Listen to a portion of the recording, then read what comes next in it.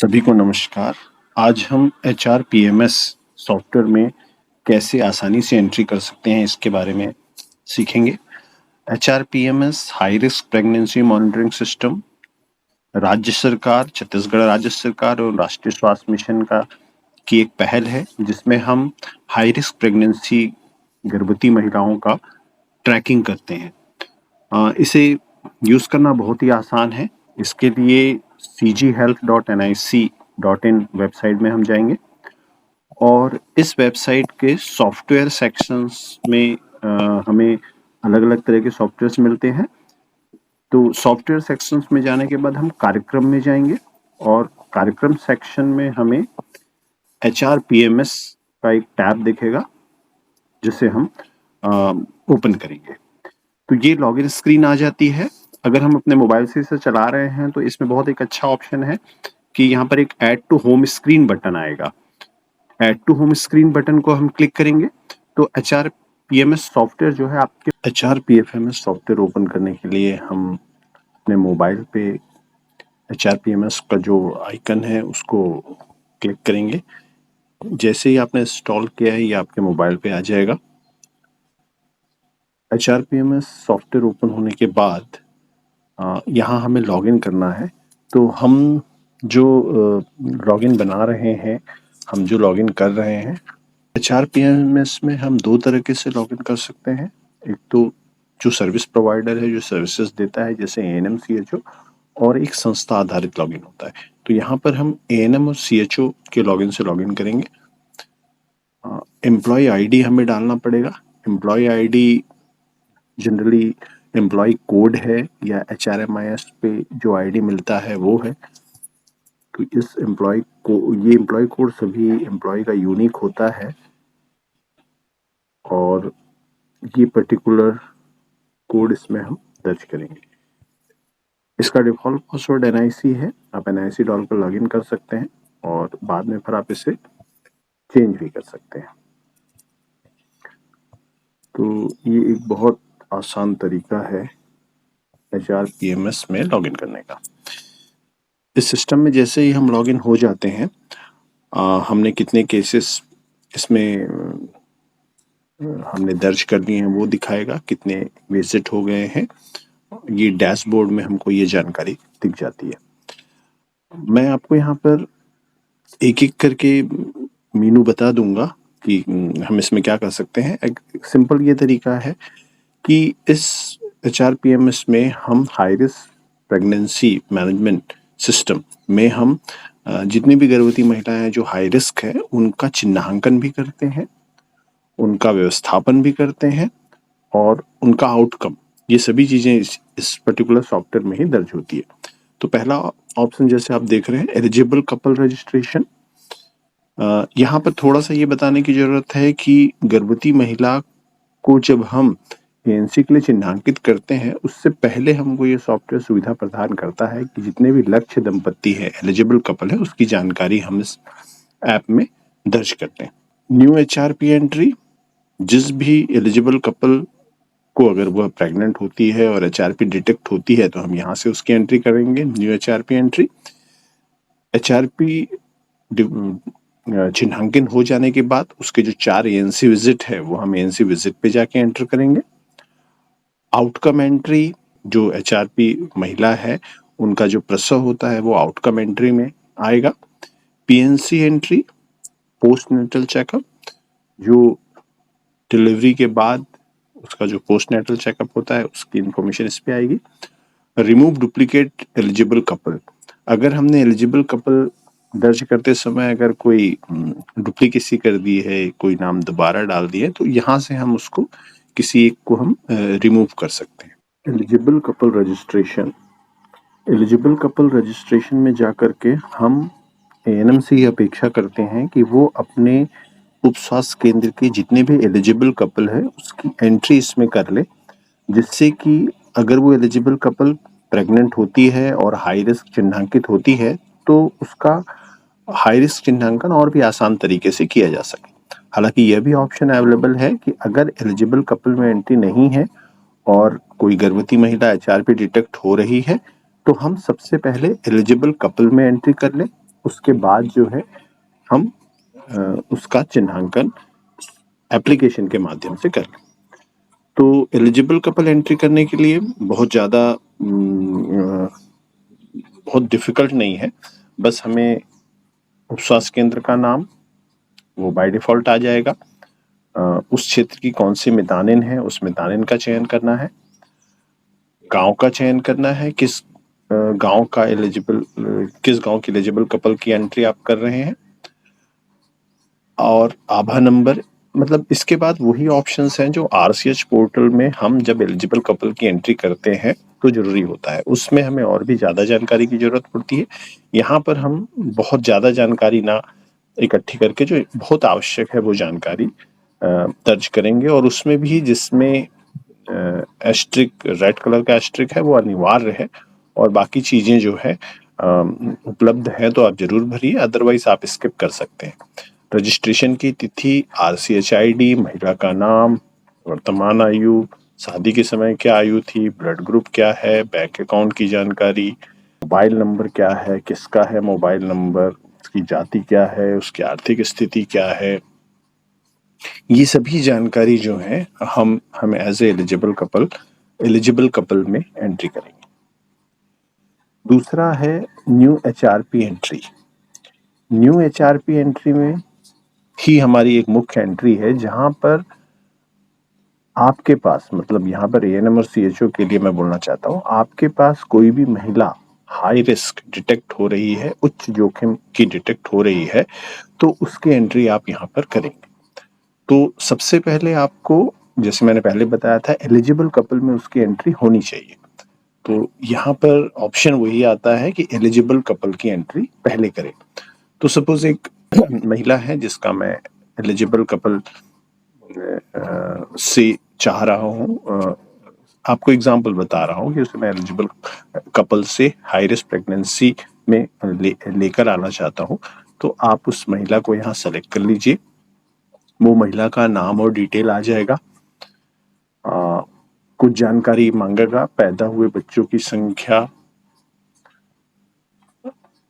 कुल गर्भ संख्या का चयन करें, पहला, दूसरा, अंतिम माहवारी, लास्ट मेंस्ट्रुएशन पीरियड, EDD, प्रसव की संभावित तिथि, प्रसव पूर्व जटिलताएं। यहाँ पर आपको ऑप्शंस आते हैं कि आप जो उसकी प्रसव पूर्व जटिलताएं, जो हाई रिस्क प्रेगनेंसी के लिए आप किस कारण से इसे हाई रिस्क प्रेगनेंसी मान रही हैं, उसका आप यहाँ पर लिखेंगे। तो यहाँ पे सभी कारण जो HRP से रिलेटेड है, जैसे मधुमेह, 18 वर्ष से कम आयु, 35 से अधिक आयु, ऊंचाई कम होना, पिछला गर्भपात, अगर रक्त अल्पता है, हाई BP है, पेशाब में शक्कर, शुगर, जुड़वा बच्चे, ये सभी जो हैं, इनमें से कोई भी एक रीजन जो है आप चुन सकते हैं HRP का। ऊंचाई का चयन करें,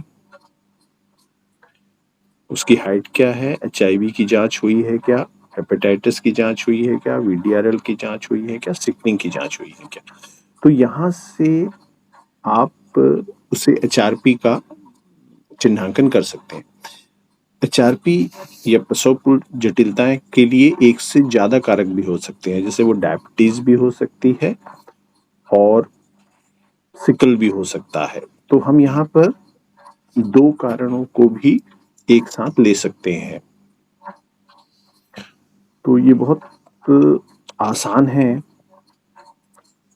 जैसे सपोज मैं मलेरिया फैल्सीफेरम लेता हूँ तो मलेरिया फैल्सीफेरम भी आ गया, मधुमेह लेता हूँ तो मधुमेह भी आ गया।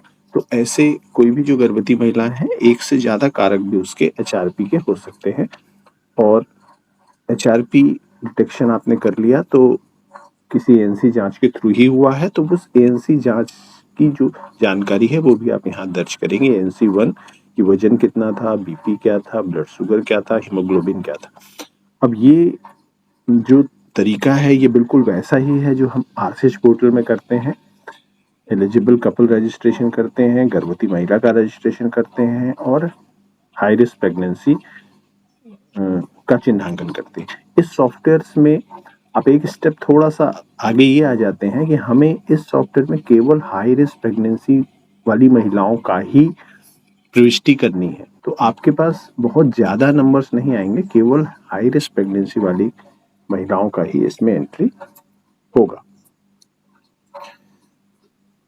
एक बार एंट्री हो जाने के बाद उनके जो 4 एएनसी विजिट्स होते हैं उसकी जानकारी आप एएनसी विजिट्स में दर्ज करेंगे। एएनसी विजिट में दर्ज करने के लिए हमें उस महिला को लेकर के आना पड़ेगा जिसकी हमने एंट्री जो है as a high risk pregnancy की है। तो गांव का चयन करेंगे, गर्भवती महिला का चयन करेंगे, उसका डिटेल आ जाएगा यहाँ पर। और यहाँ पर आपने अगर एएनसी 1 कर दिया है तो आप एएनसी 2 की जानकारी भर सकते हैं। एएनसी 2 अगर आपने भर दिया है तो एएनसी 3 की जानकारी भर सकते हैं। इस तरीके से आप 4 एएनसी की जानकारी जो है इसमें दर्ज कर सकते हैं। आउटकम एंट्री बहुत आसान है।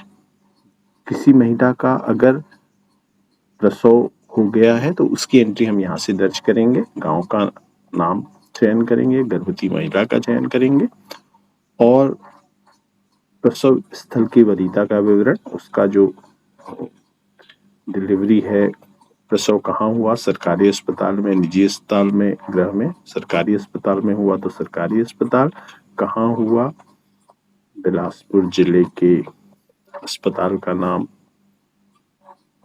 जिला अस्पताल। तो यहाँ पर आप उन अस्पताल का नाम भी दर्ज कर सकते हैं। प्रसव हेतु संस्था तक पहुंचने के लिए क्या माध्यम यूज किया गया, स्वयं गए कि 108 आया कि 102 आया, वो आप लिख सकते हैं। प्रसव का प्रकार क्या रहा, नॉर्मल हुआ, सिजेरियन हुआ, प्रसव में कुछ जटिलता हुई क्या, ड्यूरिंग डिलीवरी कुछ प्रसव की जटिलता रही क्या, तो वो भी आप इसमें दर्ज कर सकते हैं। मैटरनल डेथ की स्थिति में क्या मातृ मृत्यु हुई, आप यहाँ हाँ करेंगे, अदरवाइज ये नहीं ही रहेगा। और साथ में आप